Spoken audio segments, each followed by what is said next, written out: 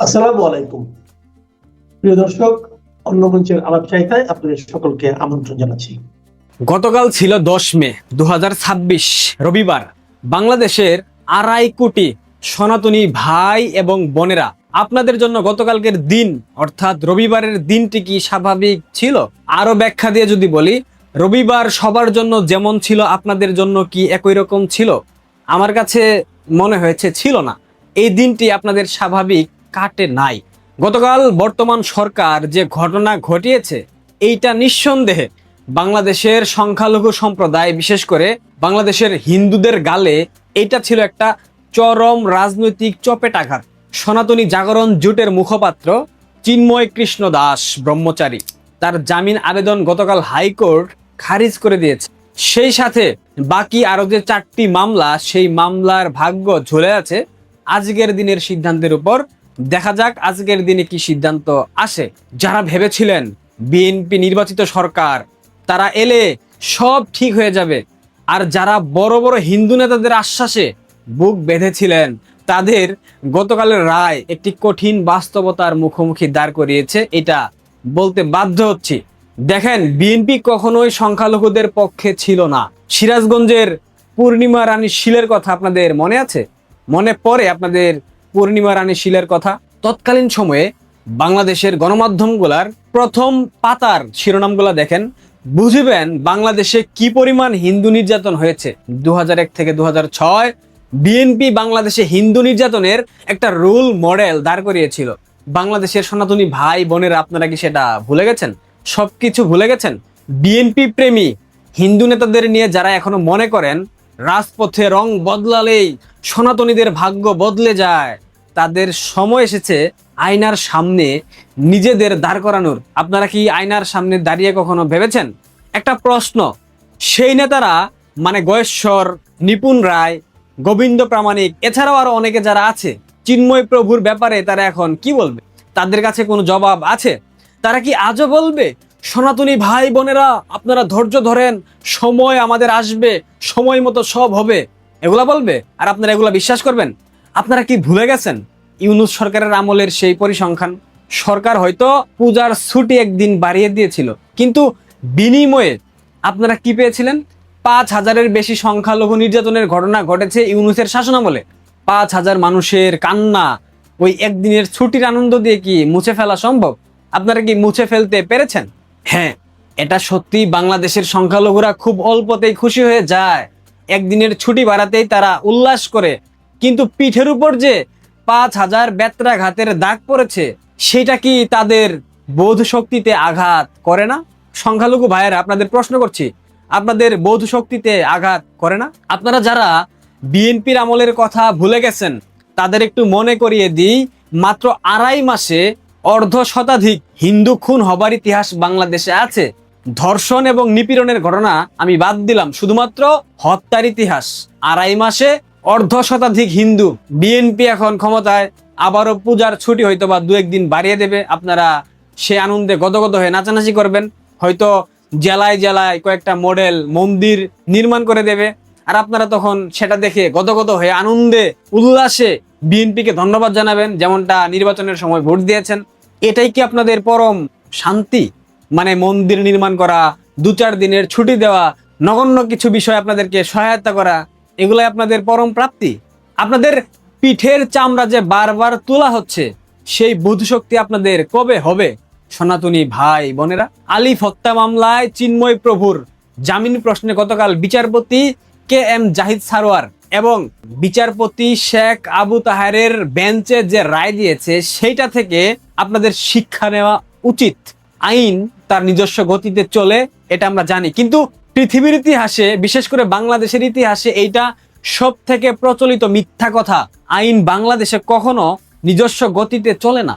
রাজপথের বাস্তবতা আইনের গতির সাথে কখনোই পাল্লা দিতে পারেনি, বাংলাদেশে কখনো পারবেও না। বাংলাদেশের যে সরকার যখন ক্ষমতায় থাকে, আইন তাদের হাতের পুতুল হয়ে কাজ করে, এটাই বাংলাদেশের নিয়ম। চিন্ময় প্রভু জেলে, অথচ আপনারা নিস্তব্ধ, রাজপথে কোনো সংগ্রাম নাই, আন্দোলন নাই, কোনো প্রতিবাদের ভাষা নাই। কেন? হিন্দু নেতারা এখন শীতাতপ নিয়ন্ত্রিত কক্ষে বসে প্রেস রিলিজ দিয়েই দায়িত্ব শেষ করে। কেন তারা প্রতিবাদের ভাষা মশাল জেলে রাজপথে আসে না? তাদেরকে প্রশ্ন করেন, তাদেরকে এখনই প্রশ্ন করেন, এখন প্রশ্ন করার সময়। এখন যদি প্রশ্ন না করেন তবে আর কখন প্রশ্ন করবেন সনাতনী ভাই বোনেরা? আজ এই মুহূর্তে এই প্রেক্ষাপটে দাঁড়িয়ে যারা বলছেন আমি তো ভালো আছি, আমার এলাকায় তো ঝামেলা নেই, তাদের কাছে আমার প্রশ্ন, আপনি কি গ্যারান্টি দিতে পারেন যে কাল আপনার উপর বা আপনার দরজায় এই নির্যাতন করা নাড়বে না? এই মৌলবাদীরা আপনাকে আগামীকাল আঘাত করবে না? এই নিশ্চয়তা আপনাকে কে দিয়েছে? আপনি আমাকে দিতে পারবেন সে নিশ্চয়তা? আওয়ামী লীগ ছাড়া বাংলাদেশের অন্য কোনো রাজনৈতিক দল গত 50 বছরে 2.5 কোটি হিন্দুর স্বার্থে একটা বলিষ্ঠ পদক্ষেপ নিতে পেরেছে? নিয়েছে? উত্তরটা আপনিও জানেন, তারা নেয়নি এবং আমিও জানি। হ্যাঁ, আমি বলবো না আওয়ামী লীগের সময়ে হিন্দু নির্যাতন হয়নি, হয়েছে, কিন্তু সেই সংখ্যা ছিল সীমিত। বিএনপির সময় তুলনা করেন, বিএনপির 2.5 মাসে অর্ধশতাধিক সনাতনী ভাই বোনকে হত্যা করা হয়েছে। আমি ধর্ষণের কথা বাদ দিলাম। রাজনৈতিক দলগুলো সব সময় হিন্দুদের ব্যবহার করেছে, তাদেরকে ভোটের রাজনীতিতে ব্যবহার করেছে, তাদেরকে মিছিলের লুক বাড়ানোর জন্য ব্যবহার করেছে, আর বিপদের সময় যখন হিন্দুরা তাদের কাছে গিয়েছে তাদেরকে বেওয়ারিশ হিসেবে ঘোষণা দিয়েছে বাংলাদেশের প্রত্যেকটা রাজনৈতিক দল। নির্বাচনের আগে বিএনপির মিষ্টি মিষ্টি কথা, জামাতের মিষ্টি মিষ্টি কথা, জামাত একজন সনাতনী ভাইকে মনোনয়ন দিয়েছিল, অসংখ্য প্রতিশ্রুতি দিয়েছে। নির্বাচনের পর ভোটে জিতে এসে একটা প্রতিশ্রুতি বাস্তবায়ন করেছে? সনাতনী ভাইদেরকে জিজ্ঞেস করছি, করেছে একটা প্রতিশ্রুতির বাস্তবায়ন? বলতে পারবেন? করেনি। বড় অদ্ভুত এই বাঙালি জাতি। এ জাতি উৎসবের রঙিন আলোতে এতটাই মুগ্ধ হয়ে থাকে, অন্ধকারের দানবটাকে তারা কখনো চেনার চেষ্টাই করে না। বিএনপির হিন্দুদের জন্য ছুটি বাড়ানো এবং মন্দির সংস্কার, এগুলো শুধুমাত্র লোক দেখানো নাটক। এর বাইরে সব ভণ্ডামি, সব বোগাস। যেখানে জীবনের নিরাপত্তা নাই সেখানে এইসব দিয়ে কি হবে? মন্দির সংস্কার করা, ছুটি বাড়ানো, এসব কি বেশি প্রয়োজনীয় নাকি আপনার জীবন বেশি প্রয়োজনীয়? আপনাদেরকে আমি প্রশ্ন করে গেলাম, 2.5 কোটি হিন্দুকে বারবার কেন বাংলার মাটিতে নিগৃহীত হতে হয়? কেন তারা বিভাজিত? কেনই বা অমুক দলের ভক্ত, কেউ অমুক নেতার পা চাটতে ব্যস্ত, কিন্তু নিজেদের অস্তিত্বের কথা চিন্তা করার চেয়ে অন্যের এজেন্ডা বাস্তবায়ন করতে যারা বেশি ভালোবাসে তারাই তো সমাজে নিগৃহীত হবে, তাই নয় কি? চিন্ময় প্রভুর জামিন না হওয়াটা হয়তো একটা আইনি প্রক্রিয়া, কিন্তু এইটা হিন্দুদের জন্য একটা চরম সতর্ক বার্তা। আমি বলে গেলাম, এইটা আপনাদের জন্য চরম সতর্ক বার্তা। আজকের এই অনিশ্চয়তা কাল আপনার ঘরের দরজায় আসবে না, তার কোনো গ্যারান্টি আপনি দিতে পারবেন না, কেউ দিতে পারবে না, আমিও দিতে পারবো না, খোদ বিএনপি দিতে পারবে না। তাই ভাবুন, সময় থাকতে ভাবুন, বেশি করে ভাবুন, দালালি ছেড়ে নিজেদের অধিকার নিয়ে কথা বলতে শিখুন। পিঠের ব্যত্রাঘাত মনে রাখতে না পারলে কপালে কখনোই রাজতিলক কোনোদিন জুটবে না। আশা করি বুঝতে পেরেছেন। সবশেষে এটাই বলবো, বর্তমান সরকারের কাছে আহ্বান জানাবো, চিন্ময় প্রভুকে যত দ্রুত সম্ভব জামিনের বন্দোবস্ত করেন, নয়তো পরিস্থিতি সামনের দিনে অন্ধকারের দিকে যাবে। কোনো হুমকি দিচ্ছি না, কোনো ধামকি দিচ্ছি না, স্রেফ বাস্তবতা বুঝালাম, আপনাদেরকে জানান দিলাম। মোনামি ম্যাডাম হচ্ছেন সেই ম্যাডাম যিনি নিজেকে মধ্যপন্থী বলেন, তার কাছে রাজনৈতিক পরিচয় কোনো গুরুত্বপূর্ণ বিষয় নয় বলেন, কিন্তু আবার জামায়াত শিবিরকেই যে তিনি সমর্থন করেন, 11 দলীয় জোটকেই সমর্থন করেন, সেটা বলতেও পিছপা হন না। সম্ভবত এসব কারণেই শেষ পর্যন্ত বিএনপি আমলে মোনামি ম্যাডাম আর টিকতে পারলেন না। এখন মোনামি ম্যাডামকেও সরিয়ে দেওয়ার পর ঢাকা বিশ্ববিদ্যালয় প্রশাসন জামায়াত শিবির মুক্ত করবার পর এবার কি ছাত্রদল ঢাকা বিশ্ববিদ্যালয়ে ঢুকতে পারবে, নাকি ঢাকা বিশ্ববিদ্যালয়ের পরেও ছাত্র শিবির তাদের সাংগঠনিক দক্ষতা এবং শক্তিতে টিকে যাবে? বাংলাদেশের বিশ্ববিদ্যালয় শিক্ষকদের মধ্যে সবচেয়ে আলোচিত এবং নিশ্চিতভাবে সামাজিক যোগাযোগ মাধ্যমে সবচেয়ে জনপ্রিয় যে শিক্ষক, ঢাকা বিশ্ববিদ্যালয়ের লোক প্রশাসন বিভাগের সহকারী অধ্যাপক এবং ঢাকা বিশ্ববিদ্যালয়ের সহকারী প্রক্টর শেহরিন আমিন মোনামি ম্যাডাম পদত্যাগ করেছেন সহকারী প্রক্টরের পদ থেকে। বিএনপি নির্বাচিত হয়ে ক্ষমতা গ্রহণের পর থেকে বিশ্ববিদ্যালয় প্রশাসনগুলোতে ইউনূস আমলের প্রশাসনের যে পরিবর্তন ঘটছে, যার পরিপ্রেক্ষিতে সেই ফেব্রুয়ারি মাসেই নির্বাচনের আগেই ঢাকা বিশ্ববিদ্যালয়ের উপাচার্য নিয়াজ আহমেদ খান বলে রেখেছিলেন তিনি যে কোনো পরিস্থিতিতে পদত্যাগে প্রস্তুত, এবং তারেক রহমান সরকার গঠনের পরপরই কয়েকদিনের মাথাতেই তিনি পদত্যাগপত্র জমা দিয়েছিলেন। কিন্তু ঢাকা বিশ্ববিদ্যালয়ের একজন উপাচার্য, সহকারী প্রক্টর মোনামি ম্যাডাম কিংবা প্রক্টর সাইফুদ্দিন আহমেদ তারা তাদের দায়িত্বেই ছিলেন এই কমাস পর্যন্ত। এখন আর যে তাদের পক্ষে ক্ষমতায় থাকা সম্ভব হচ্ছে না, দায়িত্বে থাকা সম্ভব হচ্ছে না রাজনৈতিক চাপের মুখে, সেটা পরিষ্কার করে ব্যক্তিগত কারণ দেখিয়ে অবশেষে এই অতি আলোচিত সহকারী প্রক্টর শেহরিন আমিন মোনামি ম্যাডাম তিনিও সরে গেলেন। শনিবারেও যখন বিএনপি এবং এর অঙ্গ সংগঠনগুলোর তৃণমূল নেতাদের সঙ্গে প্রধানমন্ত্রী তারেক রহমান কৃষিবিদ ইনস্টিটিউশনে এক মত বিনিময় সভায় মিলিত হয়েছিলেন, তখন সেখানে জাহাঙ্গীরনগর বিশ্ববিদ্যালয় ছাত্র দলের নেতা প্রশ্ন তুলেছিলেন শিক্ষামন্ত্রী এহসানুল হক মিলনকে যে কি করে এখনো বিশ্ববিদ্যালয়ের প্রশাসনে শীর্ষস্থানীয় পদগুলোতে জামায়াতে ইসলামী এবং তার কথা অনুযায়ী আওয়ামী ফ্যাসিবাদী বিভিন্ন ব্যক্তিবর্গ বসে রয়েছেন। মানে এখন পর্যন্ত যে বিএনপি তার করায়ত্ত করতে পারে নাই, তার নিয়ন্ত্রণে আনতে পারে নাই বিশ্ববিদ্যালয় প্রশাসনকে, এবং সেটা নিয়ে ছাত্র দলের বিশেষভাবে মাথা ব্যথা যে রয়েছে সেটা সেই শনিবারের সভার আলোচনাতেও পরিষ্কার। এর পরপরই দেখা যায় রোববারেই ঢাকা বিশ্ববিদ্যালয়ের অতি আলোচিত এবং ছাত্র দলের ভাষায় যিনি সরাসরি জামায়াত শিবির পন্থী সেই প্রক্টর সাইফুদ্দিন আহমেদ পদত্যাগ করেন, আর সোমবারে এসে পদত্যাগ করেন মোনামি ম্যাডাম, যাকে আমরা প্রথম চিনেছিলাম টিএসসিতে তিনি যখন ডাকসু নির্বাচনের ডিউটি করছিলেন, তখন যখন ছাত্রদল নেতা হামিমের সঙ্গে তার সরাসরি একটা বিবাদের ভিডিও সারা বাংলাদেশে ছড়িয়ে পড়ে এবং ছাত্রদল টিএসসিকে ঘিরে রীতিমতো বিক্ষোভ মিছিল করে ডাকসু নির্বাচনের দিনে, যে ওখানে দায়িত্বরত মোনামি ম্যাডাম সরাসরি ভাবে এই নির্বাচনে জামায়াত শিবির প্রার্থীদের পক্ষে কাজ করছেন, এবং তারই জেরে কিন্তু শেষ পর্যন্ত সন্ধ্যাবেলায় গিয়ে ছাত্রদলের কেন্দ্রীয় সভাপতি, ছাত্রদলের ঢাকা বিশ্ববিদ্যালয়ের সভাপতি সহ বিএনপি পন্থী শিক্ষকেরা সেনেট ভবনে উপাচার্য নিয়াজ আহমেদ খানের সভাপতিত্বে অনুষ্ঠিত একটা সভায় উপস্থিত হয়ে টেবিল চাপড়ে বলে এসেছিলেন ঢাকা বিশ্ববিদ্যালয়ে নিয়াজ আহমেদ খানের প্রশাসনটিকে তারা জামায়াতপন্থী প্রশাসন হিসেবে আখ্যা দিতে চান, এবং তারা মনে করেন এই পুরো প্রশাসন জামায়াত শিবিরের পক্ষে কাজ করছে। কাজেই ছাত্রদল জানে যে যদি এই প্রশাসনের একেবারে উপর থেকে নিচ পর্যন্ত তারা বদলে ফেলতে না পারে, তাদের পছন্দ মতো লোকদের বসাতে না পারে, তাহলে কিছুতেই ছাত্র দলের পক্ষে 5ই আগস্টের পর থেকে আজ পর্যন্ত যেমন তারা পারে নাই, ঠিক তেমনি কখনোই ঢাকা বিশ্ববিদ্যালয় কিংবা পাবলিক বিশ্ববিদ্যালয়গুলোতে ঢোকা সম্ভব হবে না।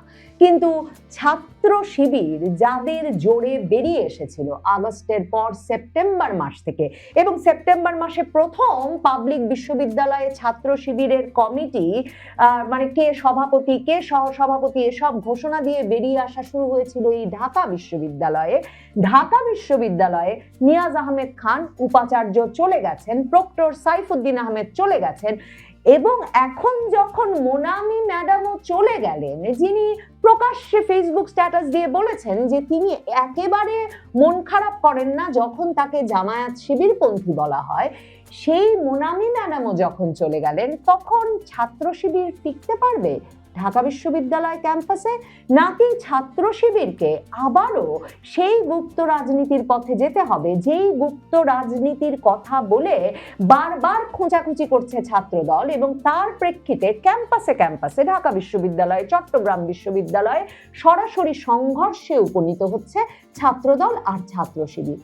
মোনামি ম্যাডাম পদত্যাগের ঘোষণা দিয়ে ফেসবুকে পোস্ট দিয়েছেন। মোনামি ম্যাডাম সব সময় আলোচিত হন, বাংলাদেশের সকল শীর্ষস্থানীয় দৈনিকে বারবার শিরোনাম হন বিভিন্ন রকম ফেসবুক পোস্ট দিয়ে। কাজেই তার পদত্যাগের খবর এখন বাংলাদেশের সকল শীর্ষস্থানীয় দৈনিকের অনলাইন সংস্করণের অন্যতম প্রধান খবর। এই সহকারী প্রক্টর পদ থেকে পদত্যাগ করে সকাল 11টার দিকে তিনি সামাজিক যোগাযোগ মাধ্যমের ফেসবুকে লিখেছেন যে তিনি শিক্ষকতা জীবনের 7 বছরে কখনো প্রশাসনিক দায়িত্ব নেওয়ার ইচ্ছা তার ছিল না, কিন্তু 2024 সালের 28শে আগস্ট তৎকালীন প্রক্টর অধ্যাপক সাইফুদ্দিন আহমেদের আহ্বানে সহকারী প্রক্টরের দায়িত্ব নিতে সম্মত হন।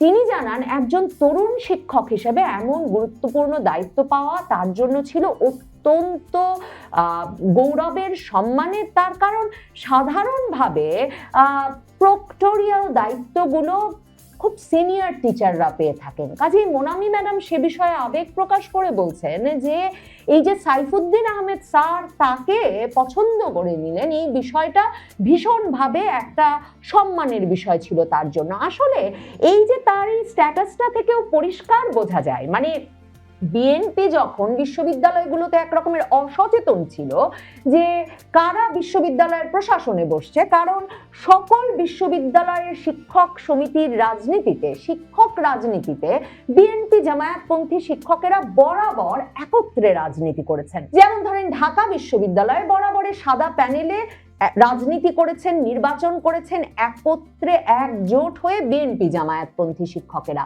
কিন্তু ইউনূস আমলে এসে বোঝা যায় যে তারা ঠিক জানতেন, মানে তাদের ওই মেটিকুলাস ডিজাইনের অংশ হিসেবে তারা ঠিক জানতেন যে কোথায় কে আছেন তাদের পক্ষভুক্ত লোক, এবং সে কারণেই প্রাইভেট বিশ্ববিদ্যালয় থেকে ঢাকা বিশ্ববিদ্যালয়ের উপাচার্য পদে যেমন ইউনূস প্রশাসন এসে, ইউনূস সরকার এসে নিয়াজ আহমেদ খানকে উপাচার্য নিয়োগ করলেন, তেমনি সাইফুদ্দিন আহমেদ প্রক্টর নির্বাচিত হওয়ার পর এই তরুণ লেকচারারকে, মোনামি ম্যাডাম নিজেই লিখছেন যে আমি একজন সামান্য লেকচারার মাত্র ছিলাম, সেই লেকচারার মোনামি ম্যাডামকে তখন তিনি প্রক্টর নিযুক্ত করলেন।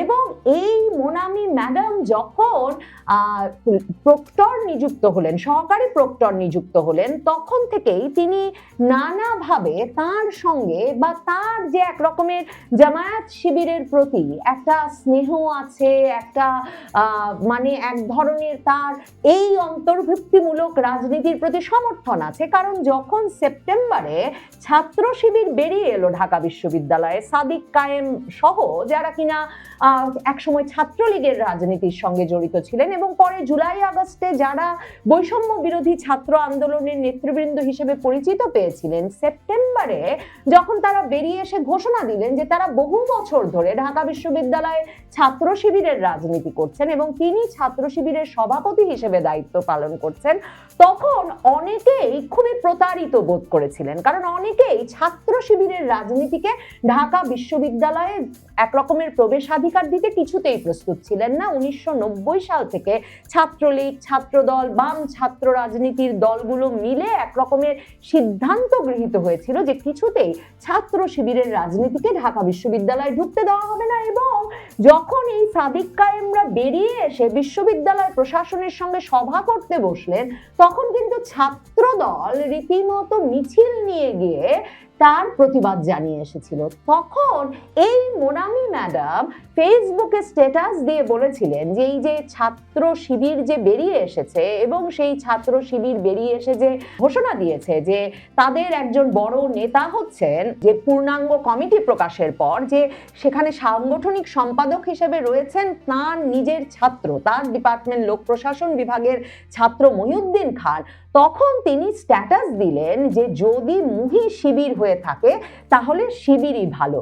তখন যখন এই নিয়ে ব্যাপক আলোড়ন পড়ে গেল যে শিবির হলে শিবিরই ভালো এমন একটা স্ট্যাটাস দিয়ে বসেছেন বিশ্ববিদ্যালয় প্রশাসনে থেকে নিরপেক্ষ দায়িত্ব পালন করার কথা যে শিক্ষক, সেই শেহরিন আমিন মোনামি ম্যাডাম, তখন তিনি বললেন তিনি কখনো কোনো রাজনৈতিক মতাদর্শের কারণে কাউকে ছোট করে দেখেন নাই, কিংবা রাজনৈতিক মতাদর্শের কারণে কাউকে তিনি আলাদাভাবে দেখেন নাই, তিনি এটাকে কোনো গুরুত্বপূর্ণ বিষয় মনে করেন নাই, রাজনৈতিক মতাদর্শের বিষয়টা তার কাছে কোনো মুখ্য নয়। কিন্তু এই মোনামি ম্যাডামকে ইউনূস আমলের অন্যান্য বিশ্ববিদ্যালয় প্রশাসকদের মতোই একেবারে নীরব থাকতে দেখা গেছে যে ছাত্রদল ঢাকা বিশ্ববিদ্যালয়ে ঢুকে অবাধে যে রাজনীতি করতে পারছে না, এই বিষয়টা নিয়ে তাদেরকে কখনো উদ্গ্রীব হতে দেখা যায়নি। কাজেই ছাত্রদল খুব স্বাভাবিকভাবে বিএনপি ক্ষমতায় আসা মাত্র এই মোনামি ম্যাডাম সহ বিশ্ববিদ্যালয় প্রশাসনকে পাল্টে ফেলতে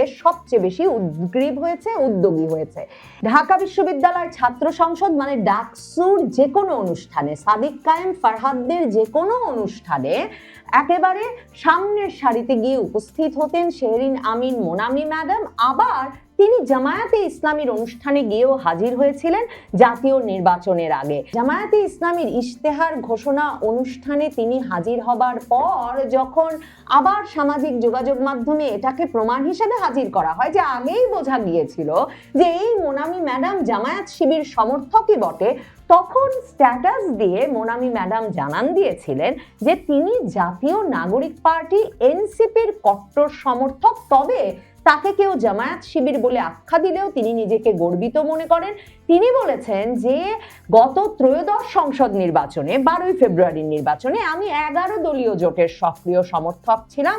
আমাকে অনেকেই জামায়াতি শিবির ম্যাডাম বলে চেনে, আর এতে আমি স্বচ্ছন্দ। কখনো কখনো আমি গর্বের সঙ্গেই এই নামগুলো নিজের করে নেই, যদিও আমি নিজেকে মধ্যপন্থী বলে মনে করি। সামাজিক যোগাযোগ মাধ্যমের আলোচনায় আমাকে ডানপন্থী বলা হয়। যদি এতে আপনাদের সুবিধা হয় তাহলে সেটাই বিশ্বাস করতে পারেন। মানে 11 দলীয় জোট, জামায়াত শিবির আর এনসিপি একই টিমের যে এ টিম আর বি টিম, এসব নিয়ে তো অনেক রাজনৈতিক বিশ্লেষণ হয়েছেই, আর শেষ পর্যন্ত তারা নির্বাচনেও একত্রে যোগ দিয়েছেন। কাজেই মোনামি ম্যাডাম হচ্ছেন সেই ম্যাডাম যিনি নিজেকে মধ্যপন্থী বলেন, তার কাছে রাজনৈতিক পরিচয় কোনো গুরুত্বপূর্ণ বিষয় নয় বলেন, কিন্তু আবার জামায়াত শিবিরকেই যে তিনি সমর্থন করেন, 11 দলীয় জোটকেই সমর্থন করেন, সেটা বলতেও পিছপা হন না। সম্ভবত এসব কারণেই শেষ পর্যন্ত বিএনপি আমলে মোনামি ম্যাডাম আর টিকতে পারলেন না। এখন মোনামি ম্যাডামকেও সরিয়ে দেওয়ার পর ঢাকা বিশ্ববিদ্যালয় প্রশাসন জামায়াত শিবির মুক্ত করবার পর এবার কি ছাত্রদল ঢাকা বিশ্ববিদ্যালয়ে ঢুকতে পারবে, নাকি ঢাকা বিশ্ববিদ্যালয়ের পরেও ছাত্র শিবির তাদের সাংগঠনিক দক্ষতা এবং শক্তিতে টিকে যাবে? ছাত্র দলের জন্য এখন প্রশাসনকে তাদের ভাষায় জামায়াত শিবির মুক্ত করবার পর সত্যিকার অর্থেই এটাই সবচেয়ে বড় পরীক্ষা হয়ে দেখা দেবে। সুপ্রিয় দর্শক, আসসালামু আলাইকুম। আপনারা এই মুহূর্তে আমাকে যে যেখান থেকে দেখছেন এবং পরবর্তী যে যেখান থেকে দেখবেন, আপনাদের সকলকে জানাই আমি আমার প্রাণঢালা অভিনন্দন এবং শুভেচ্ছা। কৃতজ্ঞতা প্রকাশ করি সার্বক্ষণিক আমার পাশে থাকার জন্য, আমার কথাগুলো শোনার জন্য, চ্যানেলটি সাবস্ক্রাইব করার জন্য। আজকে ব্যানার এবং হেডলাইনে যা লেখা হয়েছে সেটা তো আপনারা চিন্তা করছে হঠাৎ করে এটা কি বললাম, যে আওয়ামী লীগের তৃণমূল কারা, এখানেও কোনো ফাঁকি আছে কিনা। আসলে এই প্রশ্নটা যে কারণে আমি করছি বা আমার মনে এসেছে, তা আজকের পরে হয়তো আমার ভিডিওটা যারা শুনবেন, যা বোঝার চেষ্টা করবেন, তারাও হয়তো ডটগুলো মিলাতে পারবেন যে আমি যেটা বলছি এই ডটের সাথে আসলে মিলানো যায় কিনা। তা আওয়ামী লীগের তৃণমূল কারা, আমরা আম জনতা যারা আছি, আমরা যারা দেখি যে আওয়ামী লীগের তৃণমূল বলতে আমরা তাদেরকেই বুঝাচ্ছি যারা গত 17 বছর কোনো কমিটিতে ছিল না, কোনো হাই হাই খাওয়াতে ছিল না, কোনো কিছুতেই ছিল না। কিন্তু এই আওয়ামী লীগের দুর্দিনে এসে, আওয়ামী লীগ যখন পুরোপুরি আপনার নেতারা কেউ নেই, মাঠে নেই, নেতারা কোথায়, কে কোথায়, মাঠে নেই। অবশ্য একদম যে সব নেতারা মাঠে নেই তা না, কিছু কিছু নেতা জেলে আছে, কিছু কিছু নেতা হয়তো আছে আপনাদের সাথে খোঁজখবর রাখছে। মানে তাদের সেই দলীয় যে ছিল, যেমন এক একজনের যে ফ্যান ফলোয়ার ছিল, যেমন এক একজন নেতা নামলে, যেমন নেতা সকালবেলা ঘর থেকে ঘুম থেকে উঠলে এখানে শত শত নেতাকর্মী, নেতা কোথাও গেলে তার পেছনে হাজারো কর্মী, সেই অবস্থার সেসব নেতারা কেমন জানি হাওয়ায় মিলিয়ে গেছে, ওই যে কর্পূরের মতো। বা আপনার আরেকটা বলতে পারেন যে ওই যে আমরা শরীরে যে বডি স্প্রে দিই, বডি স্প্রের মতো উড়ে গেছে, মানে দিলাম 1 ঘন্টা পর আর নাই। সেই অবস্থায় যারা এতদিন কোনো কিছু খায়নি, কোনো কিছু আগেও ছিল না, পিছিয়েও ছিল না, তারাই আজকে মিছিল মিটিং করছে, তারাই বাংলাদেশের বিভিন্ন জায়গায় মিছিল মিটিং করছে, জেল খাটতেছে, ঘর বাড়ি ভাঙছে, ফ্যামিলির সাথে থাকতে থাকতে বাবা মা অত্যাচারিত হয়েছে। এই অবস্থায় এদেরকে আমরা মূলত তৃণমূল বুঝি। তা ঘটনা হচ্ছে আসলে তৃণমূল যাদেরকে বুঝি তারা কি আসলেই তৃণমূল কিনা, বা তাদের প্রতি কি এখনো আমাদের সেই সমস্ত নেতারা কি আসলে সেইভাবে কি তাদেরকে সম্মানটা দিচ্ছে কিনা।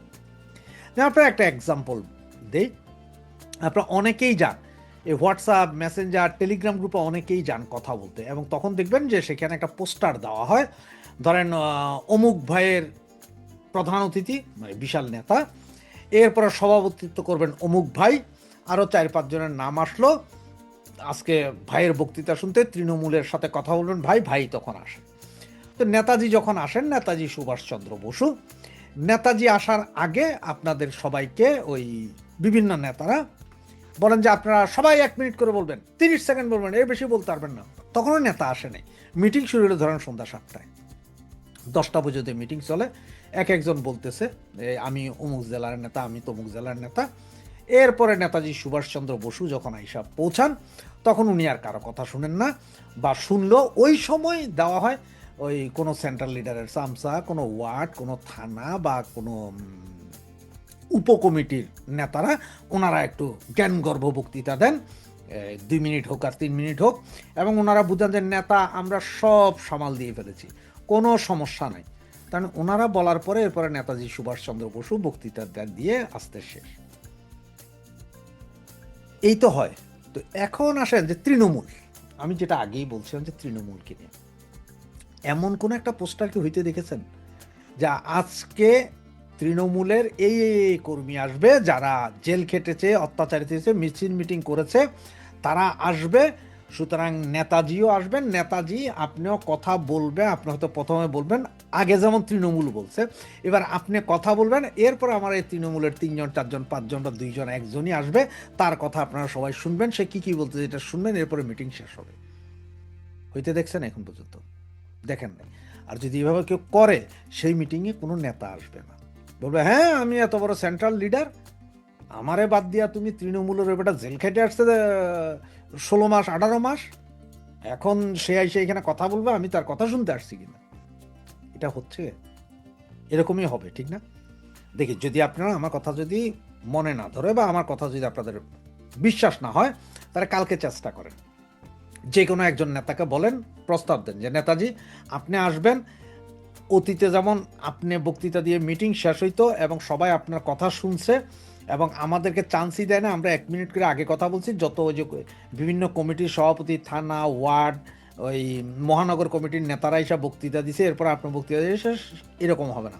এবার আপনি আমাদের মতন আসবেন, আগে থেকে আপনারা আপনাদের ছোটোখাটো বক্তৃতা দিবেন, এরপরে যায় আমরা কথা বলবো 2 জন বা 3 জন। তার মানে প্রধান অতিথি আমরা, আর আপনারা সব বিশেষ অতিথি থাকবেন। এইভাবে করে দেখি বলেন তো কোনো নেতাকে কোনো নেতা আসার জন্য রাজি হয় কিনা? হবে না।